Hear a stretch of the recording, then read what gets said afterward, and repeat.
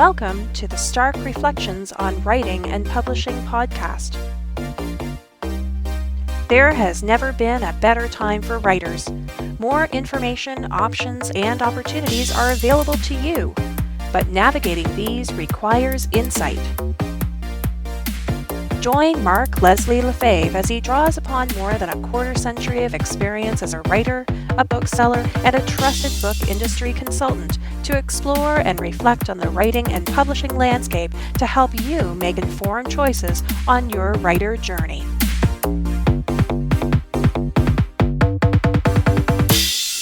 Hello, Reflectives, and welcome to episode 101 of the Stark Reflections podcast. This is a between episodes episode, or a between Fridays episode. Thought I would throw in a little bonus content that can be valuable to you.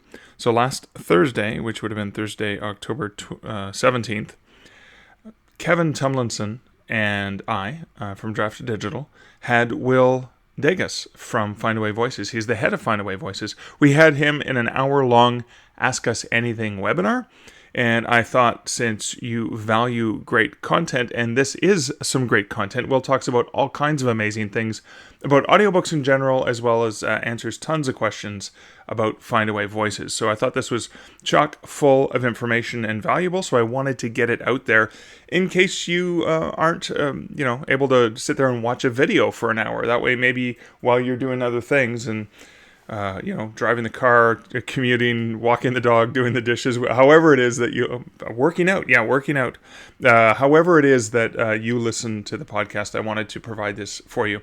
If you've already seen it, then my apologies for duplicating that, but better to get information twice than never, and that's my philosophy.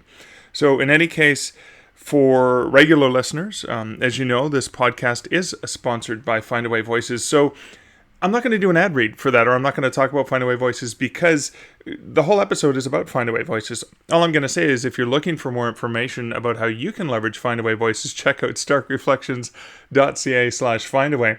I'm also not going to do a reflection at the end of this episode, just going to do the interview. This is a slightly abridged interview, so I did cut out a few things that were specific about the webinar, as well as at the beginning when we had some tech issues. I tried to cut it down just to the Q&A and the conversation.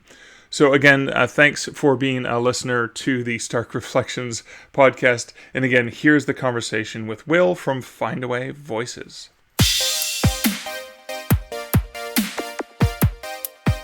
Hello, everyone. My name is Mark Leslie Lefebvre, and I'm the, what am I, Kevin? What do I do? Business development. Thank you. That's what I do. Right. And Kevin, apart from assisting me in figuring out what I'm up to, Kevin, what's your title? I'm Kevin Thompson. I'm the Director of Marketing and Public Relations for Draft Digital.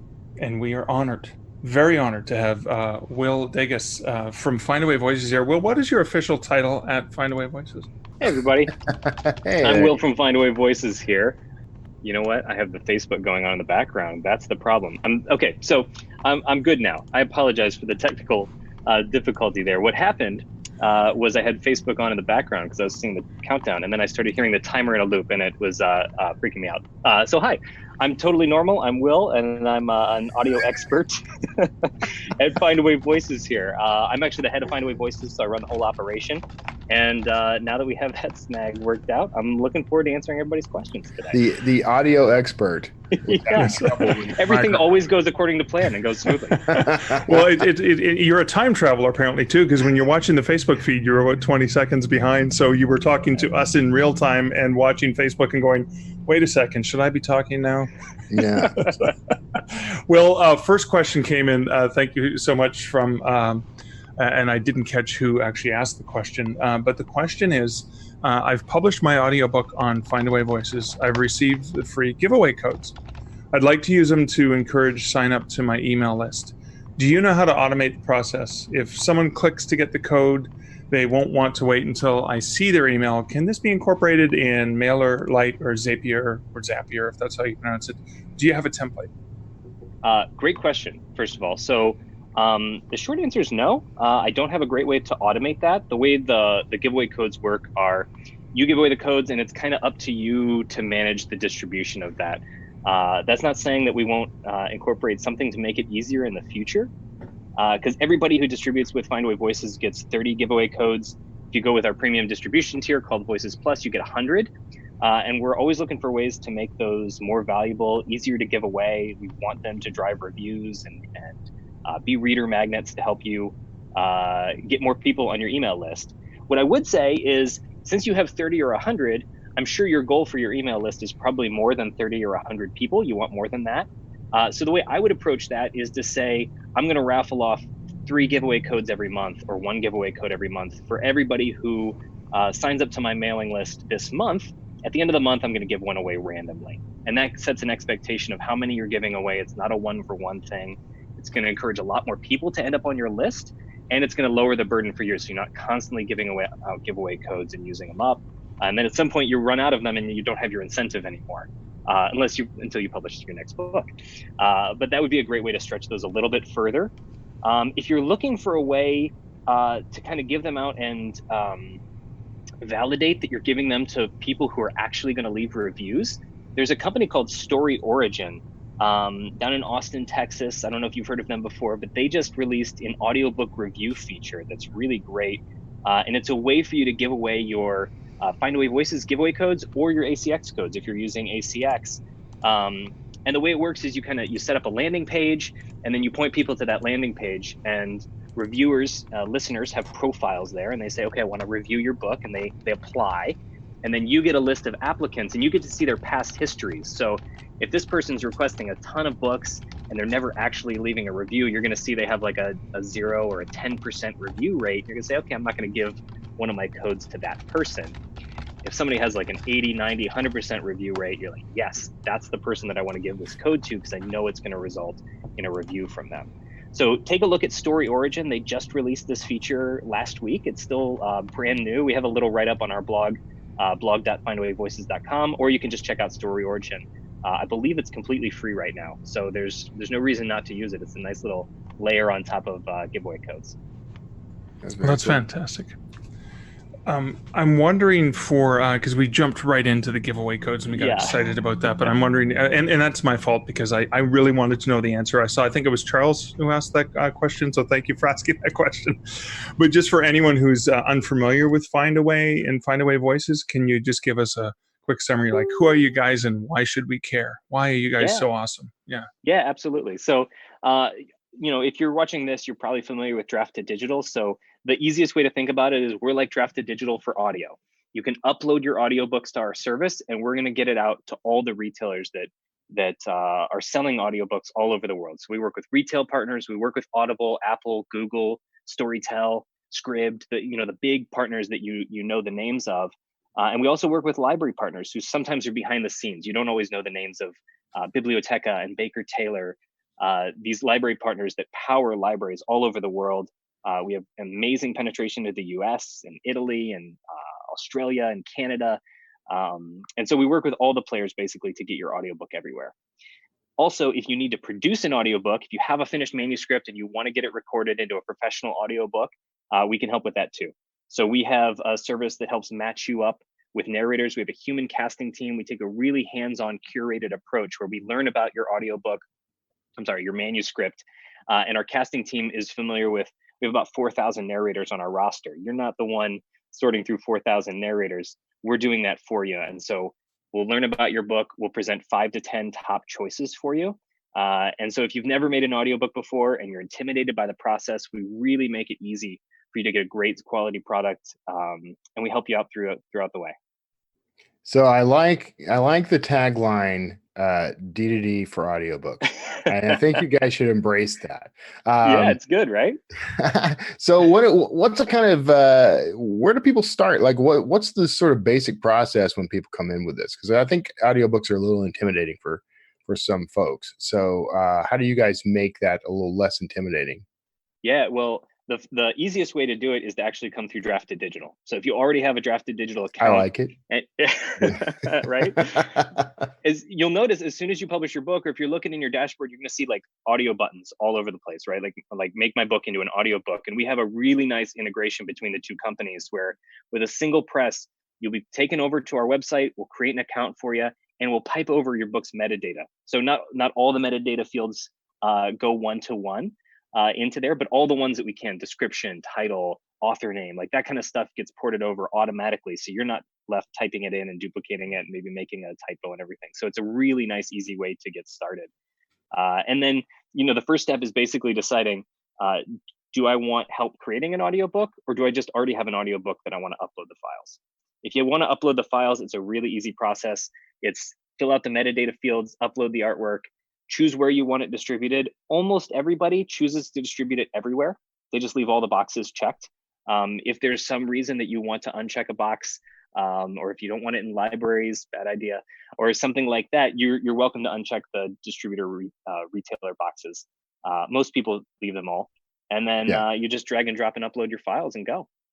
Yeah, I can't think of a reason why you would use you guys and not go to every. I guess I can think of one or two reasons, but none that are worthwhile. Everyone should just opt into everything you do. I agree. And most people do. Yeah. So just to reiterate, because you talked about 30 codes and 100 giveaway codes. Yeah. The 100 giveaway codes is a benefit you get when you distribute, when you use Findaway for everything. What's that program called? So that's called Voices Plus. And basically the idea was we had a lot of people who were just using us for everything. A lot of our customers keep all the boxes checked. They're not going direct with anybody else. And we wanted to just give some benefits and rewards for that. So increasing the number of giveaway codes is one. Another one is DMCA takedown requests. So because I know you're using me and no one else to distribute your audiobook, I know everywhere that it should be. And if you find it on a retailer where it shouldn't be, or YouTube is the more common example, let us take care of that for you. We'll do the DMCA takedown request. We have the documentation to say you've agreed that we're the only place to distribute it. And I know I didn't put it on YouTube. So we'll take care of that for you. And there's a couple other benefits too, but those are the main ones. Yeah. Thank you. I appreciate that. Now, this is just sort of a follow-up because I'm the Canadian in the room, so I'm going to address this. Simon asked, do you work with Canadian public libraries? And if so, which ones? Yeah, I believe we have some good penetration into Canada through Overdrive. And I'm not as familiar with the reach downstream from the partners, but we have 12 or 13 library partners that help get your books into libraries all over the world. I apologize, I don't have the stats top of mind for Canada in particular.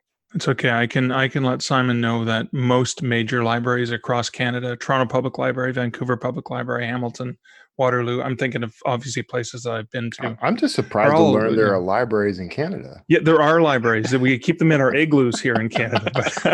But chances are, especially with Hoopla and all the different library distribution platforms you have, chances are, if they have audiobooks that are digital, they're probably getting into that Canadian library system through one of these major distributors.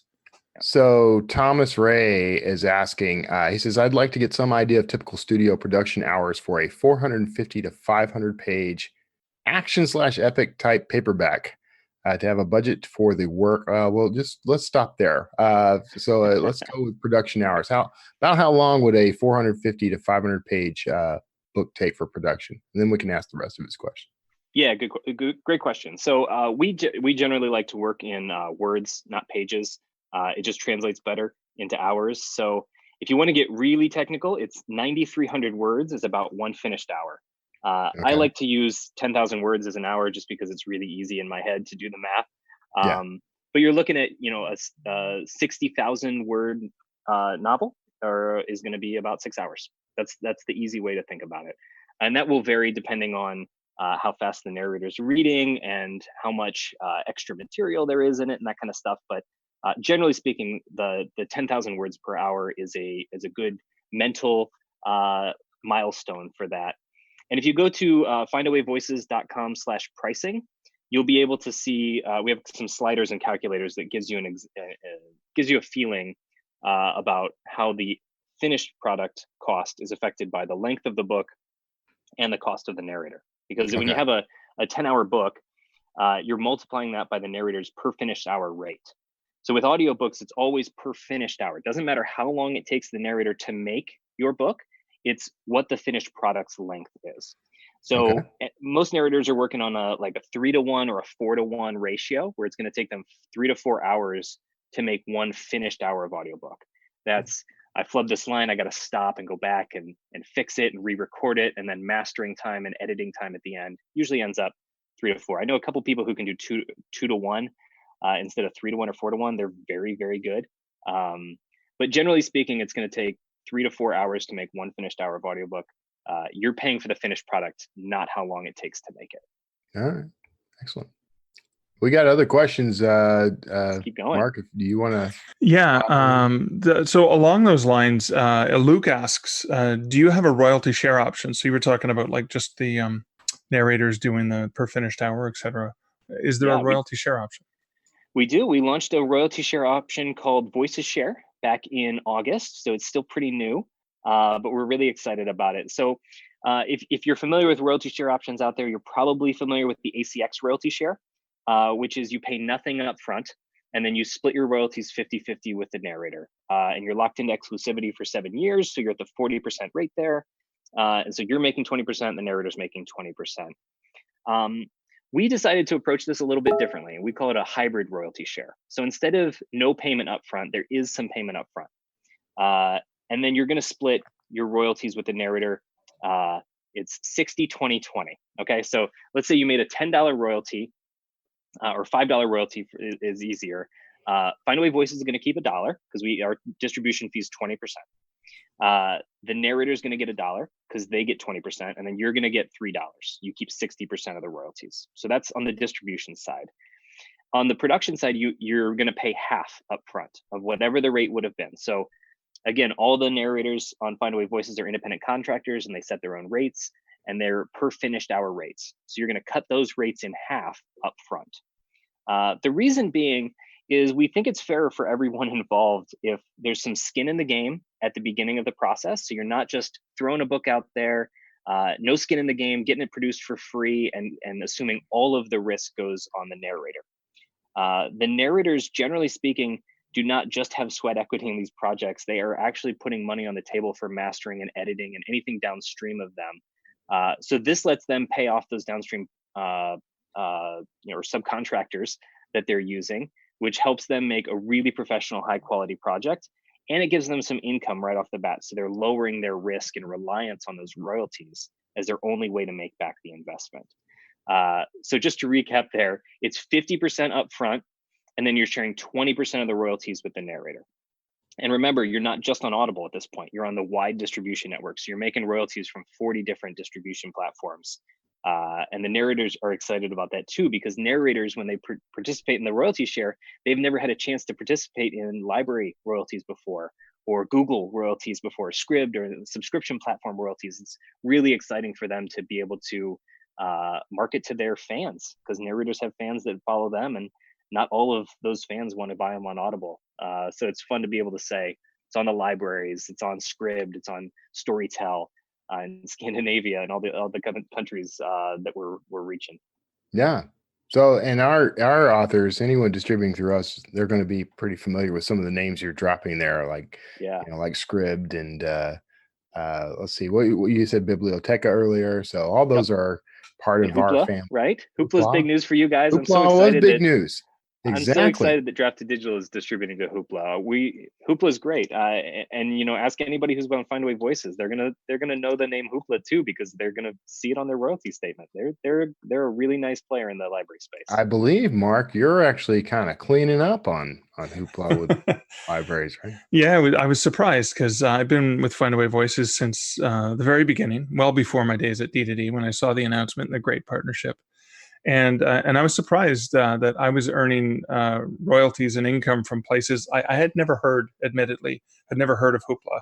I'd never heard of HiBooks. I'd never heard of so many of these platforms. And I kept getting the statements going, wow, I made money from a place I've never heard of. I like that. I'll take that. Yeah. I take money from people I've never heard of all the time. That's my favorite. It's oh, Mom, you bought my book. I want to go back to a question Marcy asked a while back early on, and I didn't get a chance to ask this yet. Marcy says, I have a question about kids' picture books. Some of the platforms have the ability to add text along with the embedded text, like to make it bigger, but this is done separately from the picture, regardless if it has already been text in the image. Okay, how do you handle this? This is a tough one. I don't know if this is the forum to answer that, because This isn't talking about EPUB 3s and embedding audio into ebooks. I think it's right. Like we're talking straight out audiobooks. I think that's probably a question we'd have to talk to you offline with, right?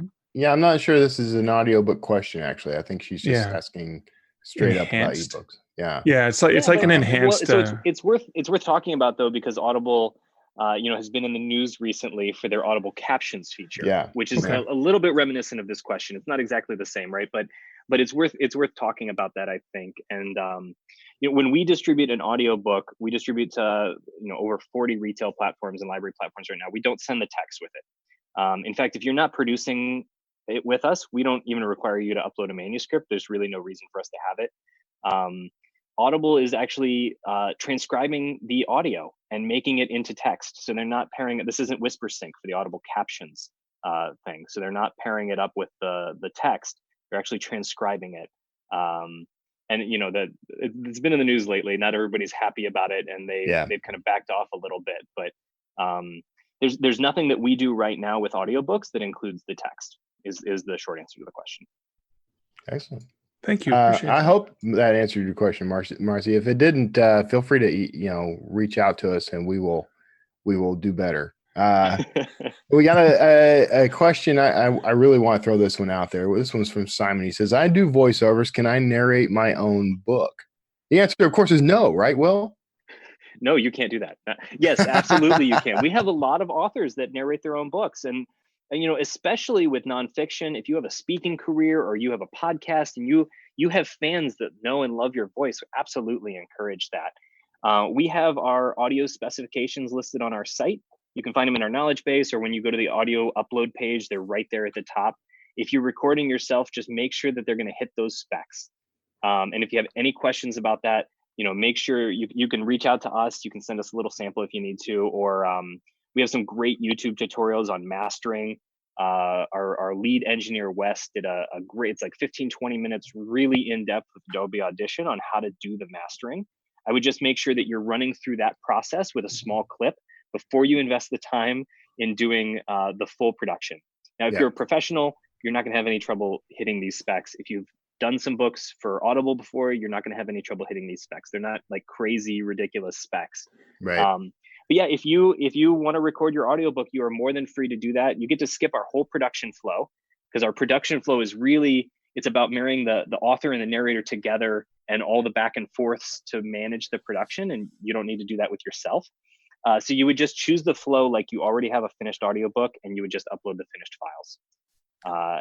There's no fee for that. It's just the normal distribution fee. If you're coming through Findaway Voices and uploading a finished audiobook, we don't charge you anything. It's just the 20% of the royalties you make. So thank you. And that actually answers Sydney's question, because Sydney had asked, can you give me guidance on where to learn the formatting steps? And we'll mention those articles. We'll probably include links to those in the comments for this broadcast. Yeah. And subscribe to us on YouTube as well. We got more tutorials coming. I use that all the time, by the way. I use Wesley's. He's got a YouTube video, an extended YouTube video, walks you through how to do it. And every time I master audio, I go through it again just to refresh, because I'm not an audio pro. So it's good. Been amazing. He's such a good teacher. He goes through it really step by step. So I guarantee if you're in this space, you're looking to do some mastering, you're trying to figure out the specs, this video will help you. It's fantastic. Excellent. There's plenty more questions in the. I'm tempted to ask questions myself, but there's so many in the chat. Don asked, do you do translated book audios, English to another language? I'm guessing he's asking, do you guys translate?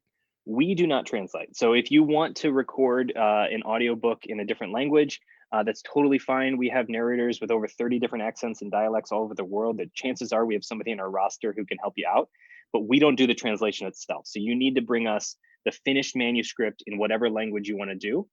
We need to pass along whatever needs to be read to the voice talent. We don't do the translation ourselves. Excellent. I'm going to throw in one from Kate, who asks, do you offer any advice for authors? How do you price your audiobooks? Where do you start researching that?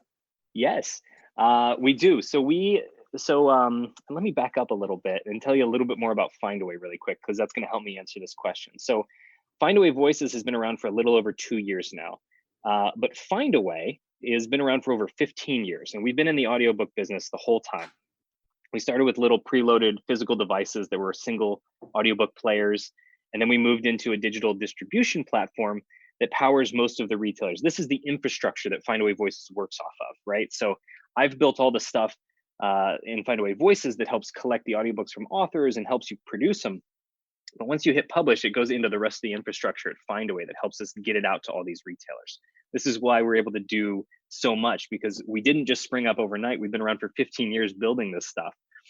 And through that, we have sales data from publishers and retailers all over the world. We're able to aggregate a ton of information and give you guidance on what's a good price for this length book in this genre, retail and library platforms. And so as you're going through Findaway Voices, you'll see in the pricing section where we're asking you to fill out what is your retail list price and library list price, you'll see a little button that helps you calculate it. And you pick your genre if you haven't already selected on the page, and you input the length of the audiobook, or we scrape it automatically if you've already uploaded the audio, because then we know. And we give you kind of a range on, we think this is a safe place to be, this is our ideal, and this is the minimum and the maximum. And you're free to choose any price that you want. But we wanted to give people a little bit of guidance, because coming from a world in ACX and Audible, you don't get to set your price. Every book's $15. And for Audible to make that credit look appealing to people, they need the price to be more than $15. So it looks like when you're redeeming your credit that you paid $15 for, it's a deal. And so they're really, they're pushing the prices up. But in a retail environment, when you're selling on Apple and Google and Nook Audiobooks and Kobo, you really want to price more aggressively. You want to price aggressively to that $15 and make it look like a deal so people don't use their credit on Audible. So people were asking that, when we started, people were like, I have no idea how to set my audiobook price. And so we actually did some number crunching and data analysis to really help for almost every genre, give you a range of prices. And I hope you find it helpful. It is a guide. It's not a definite, you have to be in this range, but we think you're very competitive if you are in that range. So we have a question from Cheryl, and she's asking, if we make the audiobooks through D2D, can we put them on other platforms? And I'm guessing that's if they transfer it from D2D to you guys, do they get the full range of platforms? Yes, absolutely. You don't lose or gain anything. If you come through Draft to Digital, you do gain something. You get a waiver on the casting fee if you use us. But the payout rates are exactly the same. You don't lose anything by coming through Draft to Digital. So if you transfer your project through Draft to Digital, we tag you as a referral, and then we thank Draft to Digital for that. But you as the author see no difference in your account as far as which retailers you can reach, what rates you're being paid, or anything. It's all exactly the same. Very good. Thank you. I'm going to throw out a question from Stephanie. And Stephanie says, if there's a mistake you need to fix, I imagine in your audio or in your metadata, that you want to update your book, how hard is it to change an audio file, I guess, once you've loaded something? So there's a couple different ways we could take this question. Is like if you have produced an audiobook and then you're like, ooh, that sentence was wrong, I need to re-record it. That can be difficult. If you self-recorded it, awesome. Just get back in the booth and fix it.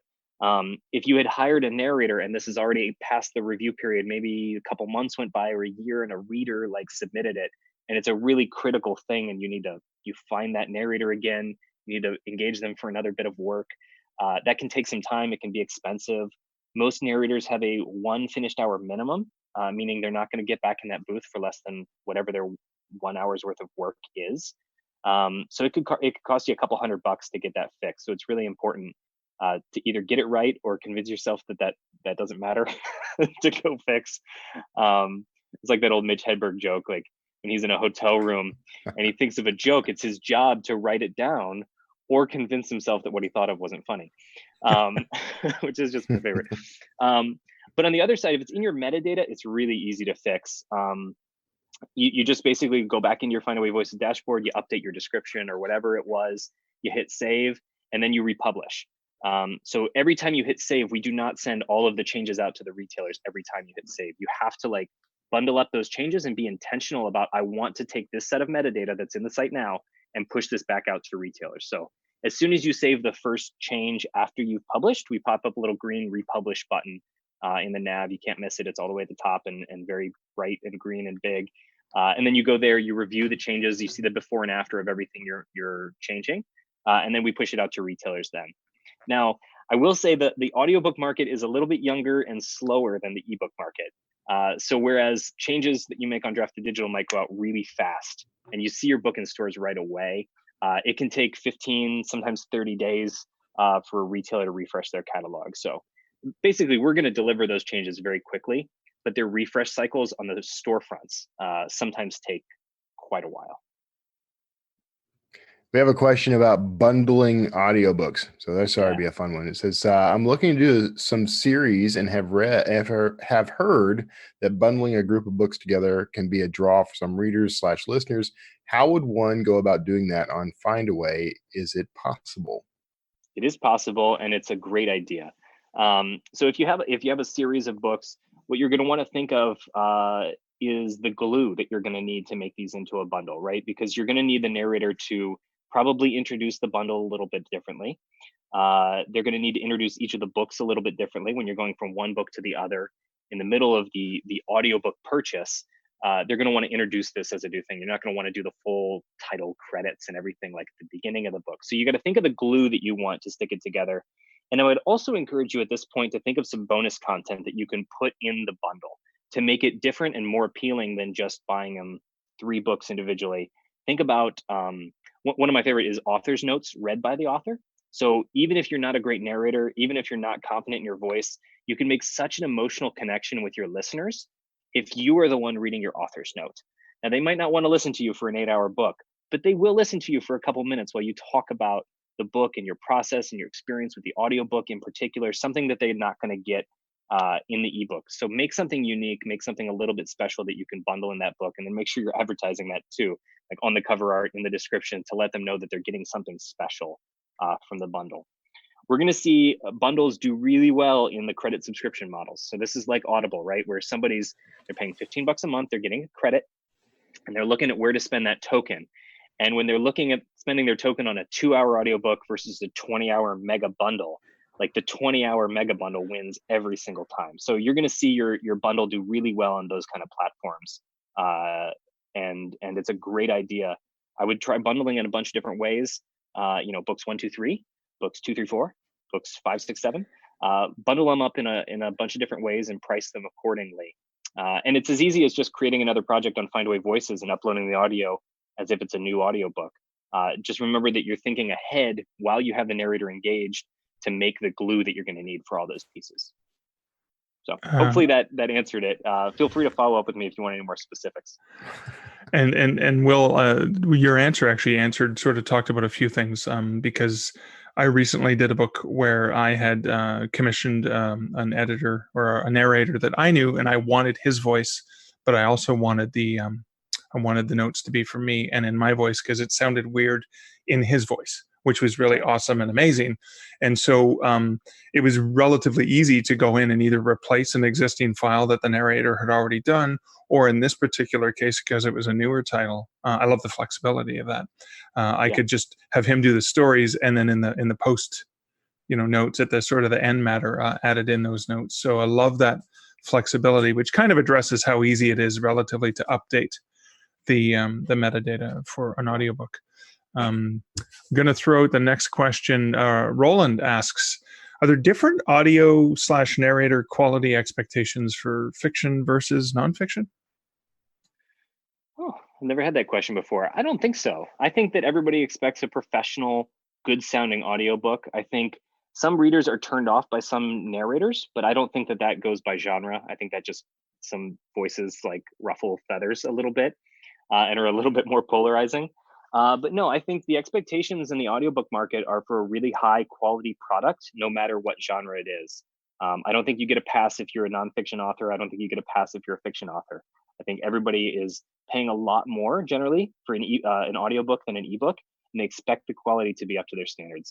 And we enforce this through the technical standards, right? But the performance we expect to be good too. And don't expect a bad book to sell well. Good books sell well. Bad books don't. So the quality matters no matter the genre. Good question, though.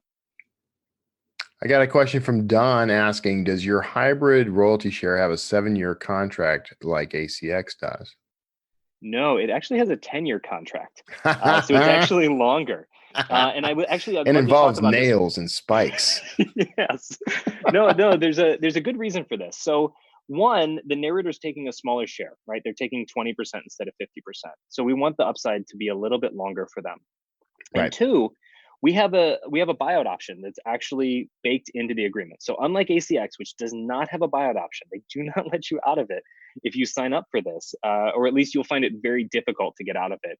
We have a mechanic built in where basically if you pay 150% of the production cost, you're out at any time. There's no minimum term for when you can exercise the buyout option.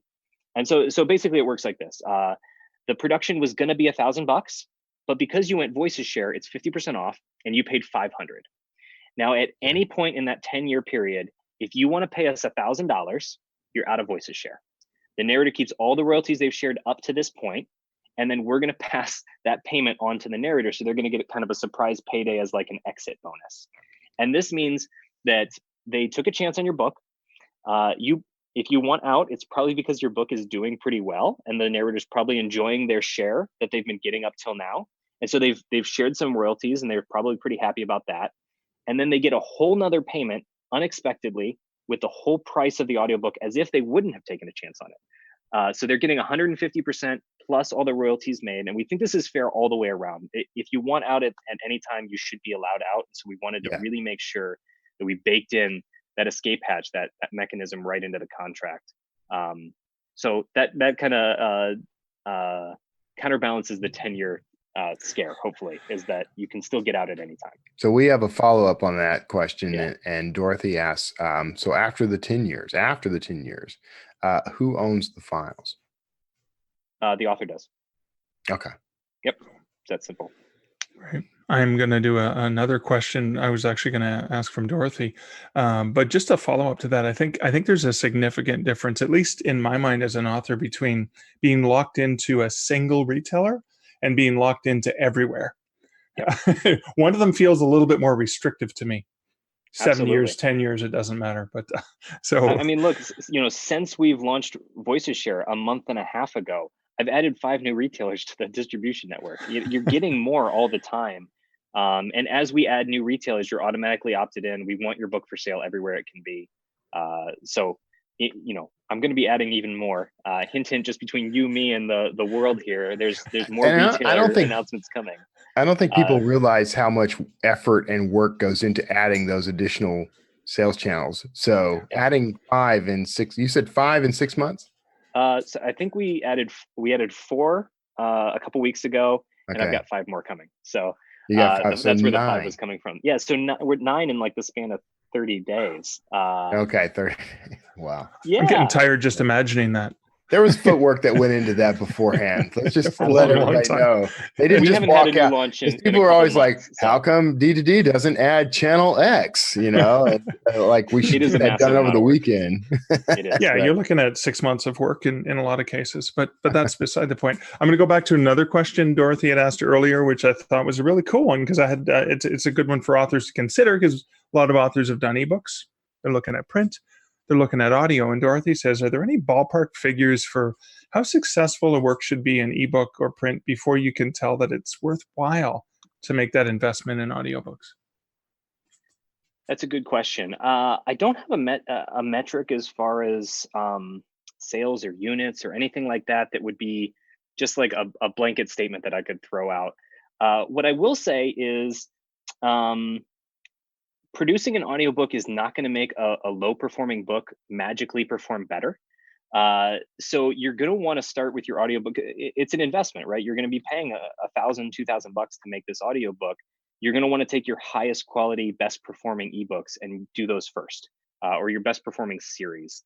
An audiobook is not a way to turn around or magically revive a series or a book that's dead. And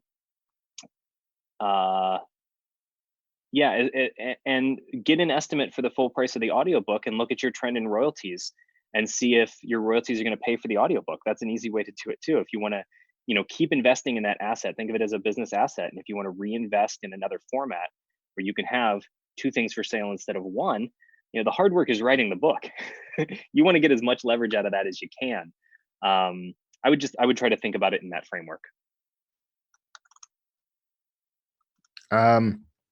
Wolf O'Rourke, who has one of the coolest names I've ever had the privilege to say out loud, asks, didn't catch if this was mentioned, but do the audiobooks show up in the D2D reports?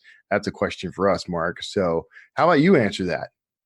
Do the audiobooks show up in the D2D reports? No, they do not show up in the D2D reports because we are basically a partner of Findaway. We do ebooks really, really awesomely, and we partner with the best in the business for audiobooks. So we partner with Findaway. Will, where do you find the sales reports for Findaway audiobooks? We have a main tab right on the left-hand side that says sales, and you can see provisional real-time sales for several retailers there. And then historical sales are also piped into those once they're official. And then on your invoices tab in your My Account page is where you can get your official sales reports. We do those monthly. You can download those as CSV or a PDF. Thank you. Very good. Tanya asks, I just uploaded this is an let's help her out question. Right.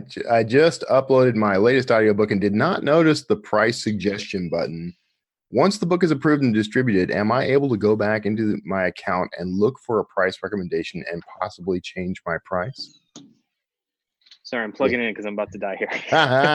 Will's like, no, I'm out. I am not answering right. this question. I better go for this one. Yeah. Yes, you can change your price at any time. Does she get the recommendation that she missed out on? Yeah, you just go right back in there. So even if you published a couple years ago, I'd encourage you to go back to the site. It's changing all the time. It's really nice, and we have more guidance in each of the fields as well. But yeah, just go right down to the pricing section. It's on the metadata page with all the other metadata input. It's near the bottom. Click that button, see the recommendations, see how you're doing. You might be within the range already, and if not, you're welcome to update that at any time. Save, and then make sure you republish that change so that we can send the price out. Very good. And I'm going to ask a question from Lana. Lana asks, are chapters like the copyright page and the table of contents and all that front matter, are they recorded for the audiobook? Yes. Yeah, there's pretty strict requirements. The narrators know what to read. So if you give them your manuscript and the ebook, they're probably going to pick out what they need to read. If you want to give them any special guidance, you're welcome to. But also, if you are uploading it yourself, you'll see on our audio page, we have the sections like really nicely broken out. So this is your opening credits, and here's what should go in the opening credits. Here's what you don't put in the opening credits. Some retailers have really strict requirements about what can go in each section and how it's broken out. So we try to give a bunch of guidance there so that you don't run into problems down the line. But yeah, most of that stuff is in audio. Thanks. There was a follow-up to that she had that it's now been deleted, so I can't see it. But I remember it was related to what about URLs? Because in an ebook you can say, "Hey, go check out my other book too. Go check out whatever." How is that handled for audio usually? Yeah, URLs are tricky, right? Because people are probably listening in the car or while they're running or doing something else where the hands aren't free. So URLs, you're going to want to make them memorable. You're going to want to make them on a domain that you own. I would not recommend using something like Bitly or something that could just go away in the future. Bitly is nice because it's a nice URL shortener. There's some really nice URL shortener services there. But if any of those services go under, you're toast. There's no way to get to it. And then you're back in the situation we talked about 15 minutes ago or whatever, about having to find that narrator again, have them re-record those pieces. So point them to a URL that you own. Spell it out if you have a name that's hard to spell or if it's easily mistaken, and try to have like a little landing page to aggregate the links. So I would say you're always pointing somebody towards findawayvoices.com/pricing.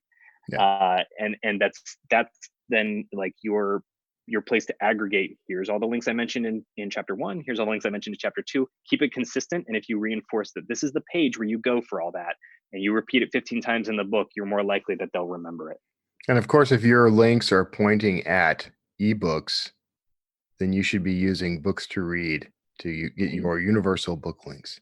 Just by sheer coincidence, that exists. Joanne Smith Ainsworth's asking, I have an audiobook distributed via Findaway. It released 2017, and this is the first time I've heard about giveaway codes. Can I get some even though it is a year old? It's actually 2 years Yes. old if it's 2017. So yes. Yes, great question. Yeah, so giveaway codes, we introduced that a little over a year ago. So you were a little early on the Findaway train, which I love. They were manually given away at first. So a bunch of people have them in their email boxes right now, which is how we were distributing them while the program was kind of in beta. Now there is a tab on your Findaway Voices project for giveaway codes. So if we had ever emailed you the codes in the past, you're going to be able to see them in the dashboard now. You don't have to ask for them again or anything. They're there. We remembered. We kept track of everything. And we gave those codes that you have are going to show up there. And nicely, you're going to be able to see which ones were redeemed and on what date. So as you give away these codes, you're going to know whether they were used. And you're going to say, Sally, I gave you this code to do a review and you never even downloaded the book. Ooh, so you're able to follow up and code pester shaming. people. Code shaming. But if you haven't gotten codes before, you'll see a button on there that says generate my codes, and it'll give you either 30 or 100, depending on whether you're in Voices Plus or not. And you'll be able to get them right there, and they generate right away. So yes, you'll be able to get them. Thank you. Simon asks, I get a question. How about publishing extracts of the audiobook on my website? I'm not sure if it's, are the authors allowed to do that? Yeah. Yes. So if you're publishing like extracts of your audiobook, you're allowed to do that if you're on Findaway Voices, because we're non-exclusive, right? Like you're not locked. If you're in Audible exclusivity, I would be careful about that and check your contract. I'm not going to tell you either way, but I would say probably not, depending on the length. You can do some sampling and stuff, but if you're giving away like the first chapter or something, I probably would be careful with that. If you want to sell the book on your website, you're welcome to. Go for it. Absolutely. I love that. All right. Charles asks, do you have something like Whisper Sync or plan on having this in the future? Oh, the Whisper Sync question. Whisper so this one's, kind of near and dear to my heart, because I was working on a demo for Findaway before Whisper Sync was even announced, like 8 years ago, of matching up audio and ebooks. It was just a proof of concept. It never really went anywhere, but we dusted off the shelf a couple of years ago, and it's we called it Duobook. And Duobook is still in the App Store. You can see something that I was working on like 3 years ago. But in an official capacity, no. So we don't do anything with ebooks. We would recommend you look to Drafted Digital for the ebooks and us for the audiobooks, and we don't do any merging of it. We're gonna have to figure a way to get our peanut butter with your jelly, man, and get this whole thing cooking for some Whisper Sync like action. We're gonna have to figure that out. I know. It's something we've definitely thought about and toyed around with, and we've done proof of concepts and we've tried out the technology, and we know it's something that's pretty attainable at this point. The technology keeps getting better and better. The syncing is not that hard to do anymore. So it's just a matter of we don't do anything with ebooks right now. So at this point, no, we don't do anything like that. But it could be happening in the future. Not going to promise. Stay tuned. Who knows what could happen? Awesome. That is not a promise. No feature reveals going on in this program. Nope. Stephanie is asking, are there benefits to going direct to the audio places, I guess, instead of going through Findaway Voices? And are there any areas you can't get to without Findaway Voices, meaning there is no going direct? Great question. I don't get this question nearly as much as I thought I would, when I started answering questions for people. Yes. So Findaway Voices has a 20% distribution fee. That's how we stay in business, right? So if you go direct to a retailer, you don't pay that 20% distribution fee. So if you wanted to go direct through ACX and not use us for Audible distribution, you'd be making more money, right? Kobo Writing Life also just launched their audio upload. You can go direct to Kobo Writing Life, and that's totally fine. If you want to do that, you go to our site and you just make sure you uncheck those retailers so we don't try to double send it to them, because that's when the problems start to happen. But there's no problem with that at all. Again, if you're doing Voices Plus and you're saying I'm just using Findaway Voices, then you don't do that. Then you use us for everything, and the 20% fee just kind of gets taken off the top of your royalty statement. You keep 80% of your royalties. You get that convenience of only having to deal with one place where your book is metadata is. When you find that typo or whatever, you're only going to one place to fix it. there's a whole bunch of benefits to going wide with us. But if you want to go direct, you're more than welcome to do that. And the only thing that I can think of that makes it better is that 20% distribution fee, avoiding that for a particular retailer. Excellent. Roland Denzel is asking if you're going to be at 20 Books Vegas, man. I think he wants to buy you a beer. Awesome. Yeah, I will be there. I'll be there the whole time. I'm on stage the very first day. There's like a vendor roundtable thing. Yeah. And Drafted Digital is going to be up there too. I don't know if I'm going to be up there with Mark or Dan or whoever, but I'll be up there on the first day. So you'll get I'm a whoever now? What the? Yeah. Yeah, you didn't know, man? Come on. I've been reduced to a whoever. And then there's an audiobook panel on, I think it's Thursday, where we'll be up there talking about audiobooks and answering more questions. So definitely please attend that, and we'd love to see you there. Yeah. I mean, I don't see how you could possibly have any more answers than you've provided today, man. Well, it's going to be great. We're going to be on that panel with ACX. So it's going to be fantastic. Oh, that's going to be, are there knives involved? Are you guys going to? No, I think no, I mean, look, they're good people. I have a good relationship with them, and everything's good. It'll be a fun, great discussion, I'm sure. Yeah. Well, I have an ACX question. Maybe get started before you get to Vegas. And Tanya Williams asks, if I decide to publish an audiobook bundle, is it considered a new book? And the reason she's asking is she'd like to publish a bundle with Findaway Voices, despite the 3 titles being sold through ACX individually. So is it kind of like Kindle Unlimited with ebooks, where you're prevented from doing that? And that wouldn't be Findaway preventing it; would probably be Amazon, right? Yeah. So I mean, I got to tell you the disclaimer of like, check your contract. I'm not going to advise you there. My understanding is that if you are exclusive on any of the individual books in the bundle, you cannot make a bundle of it.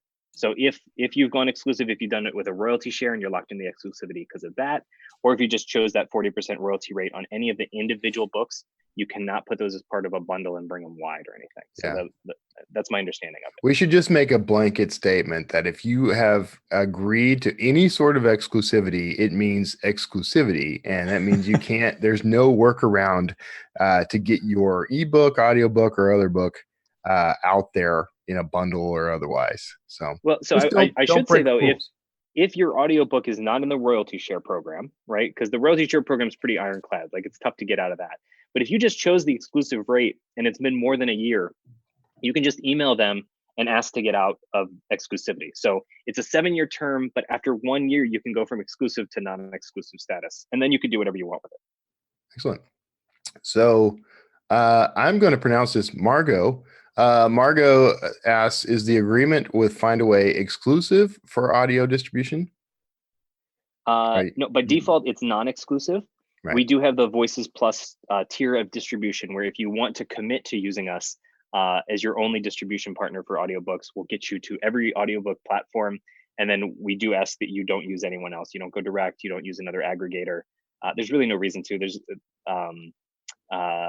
we hit everywhere. You're not going to get more with another party out there. So by default, non-exclusive. We do have an exclusivity option if you want to commit to using us. And that reminds me, there was a second half of a question a while ago that I didn't answer about that. About contracts and exclusivity and. Yeah. Or am I? And I just had it, and then it I blew it out of your brain. It'll come back, I'm sure. Yeah. Yeah. And we're less than 10 minutes. We have about 9 minutes left. I'm so fast. Gonna throw a really tough one at you from Dan. I like it. You're doing all the work, Will. This is great. I love this. I've been sipping bourbon and just kind of letting you do your thing. Dan says, and this isn't Dan from Drafted Digital, it's another Dan, says, I tried to use Findaway but found the process too long and complex. Will you simplify it to make it faster? I have many books to submit. So I have to assume that you're talking about the production side of the business as opposed to the distribution side, where you're just uploading books. I have heard this from authors before. Our process for production is very much geared towards the first-time author who finds the process intimidating. We do a lot of hand-holding. We make sure that everybody understands and double understands and triple understands deadlines and dates and prices and everything. And if you're really a pro at making audiobooks, it can feel like we're really slowing you down. So I've heard that feedback before. What I would encourage you in that situation is don't use us for production. If you're really an ace producer and you have a relationship with a narrator, there's not really a reason to use us. Go do it on your own and upload it once the finished files are there. I've got no problem with that. I would love it if you would go non-exclusive and upload the audiobook with us when it's done. But if you want to go around us and we slow you down too much, that's totally valid feedback. I don't think in the near future we will be changing that process significantly because it is so helpful for so many people. But again, it doesn't matter where you produce your audiobook, you can always distribute the finished audiobook files through us. And I've had customers upload 400 books in a weekend, like just powering through their backlist. These are like small indie publishers and stuff. So I know that you can power through our upload process really fast and easy. If you're having any problems there, please reach out to me or our support team. I'd love to help you out. But I would also encourage you to kind of go through the process one more time, because we're always making the site better and there's always more guidance and more better error messages and stuff if you're hitting problems along the way. So. Okay. This could end up being the last question since we're getting on towards that's gonna be a good one. Time to do some housekeeping stuff. Dana Dunbar asks, I'm going to add to this question too. What do you think about putting an excerpt on YouTube, then directing people to your website or a retailer link? Is that doable when using Findaway? And I want to add to that, do you have some tips for how people can promote their audiobooks? Yeah, I think that can be a good strategy. If you have an audience and you can find people on YouTube and you want to give them a little teaser and then direct them to where to buy the book, I think that's great. I think that's a fantastic idea. I would giving that first chapter of the book away for free to draw people in, I think is great. In general, all the things that you do to promote your ebooks and get people hooked on your ebooks will work in audio. There's not a whole lot that is specific to audio, is like, this is how you reach listeners. It's not like you should advertise on podcasts, because I haven't seen that really work yet. It's most of the stuff where you're getting a reader base, you're engaging them on social media, you're running, BookBub and Chirp ads. You're doing all the things you can to find the listeners, and then you're just directing them to the audiobook links instead of the ebook links. Excellent. Yeah. All right. Well, we're at the 5-minute mark. Do you want to add anything before we dive into housekeeping stuff? Well, yeah, I know, Kevin, you have exciting stuff to talk about. So, Will, I want to say on behalf of Kevin and myself and the rest of the Draft Digital team and all the amazing authors who attended this, thank you so much for lending your expertise and your options and the advice that you shared with us today. Thank you for having me. It's been fantastic to answer these questions. Great questions. So thank you, everybody who attended and asked great questions. And we'll have to do this again sometime. We'll definitely do this again sometime. I think we ended up with more questions than we could ask, so we definitely need to do this again. Yeah, we'll have to have you back. We got some. First up, we got an announcement that actually ties in with our topic, and that is that we will soon be releasing, probably within the next 5 to 10 days. We'll say 5 days. I think it's next week. We will be releasing business days. Update business days. So midweek next weekish. We're going to be adding audiobooks to our universal book links. So you'll be able to. Well, man, we're stupid excited about this one, because it means that because we've gotten a requests from this. I mean, Joanna Penn alone has probably requested this more than any living human. But you'll be able to use universal book links to send your potential listeners to your audiobook wherever it is sold. It's going to be a fairly manual process, not an automated scrape the way the ebooks are, but we're doing our best to make sure this is going to be a high functioning, powerful tool for you. So really looking forward to that. And on that same note, audiobooks are a big deal. Will, we audiobooks and libraries, that's our two. We think those are the way of the future. So we're combining those kids as much as possible. So we greatly appreciate you sharing your audiobook wisdom, even though you were muted at the beginning of the call. We're glad that was so embarrassing. Figured it out. We've got it on video now, so yeah, that's great. That's great. We'll remind you of it from time to time whenever things are getting too awesome. We'll just remember that time. We didn't ask you this. Maybe we've covered it, but tell everybody the best way to get to you. What's a URL people can fall back on? I know they can Findaway- get to you through D2D, but Yes. how do And they you find should. more If you have a about you? drafted digital account, you should absolutely do that because it's so easy and simple. But if you were looking to just learn more about us, findawayvoices.com. Excellent. Thank you for listening to the Stark Reflections podcast. You can find show notes for each episode at starkreflections.ca.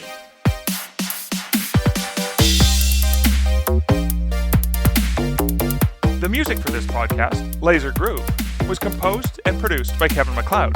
Check out more of Kevin's great music at incomptech.com.